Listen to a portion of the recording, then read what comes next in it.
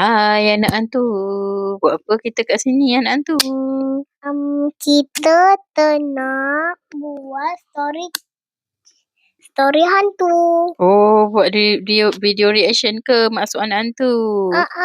Okey guys, jom kita tengok. Malam Jumaat Kliwon guys. Anak saya pun kalau tengok cerita ni dia tutup-tutup mata sebab takut tau. Belakang melubang, bukit lari. Korang kalau ada cerita Suzana yang korang suka, jom komen kat bawah, komen kat bawah.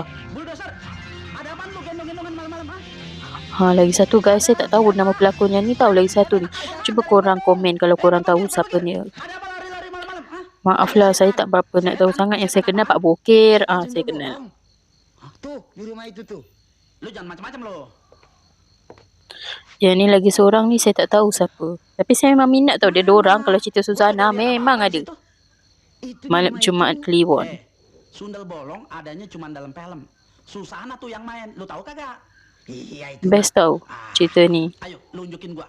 Paling seram Mbak Suzana. Kalau anak saya si hantu ni memang dia tutup-tutup. Okay guys, jangan lupa subscribe, like dan share ya guys. Bye.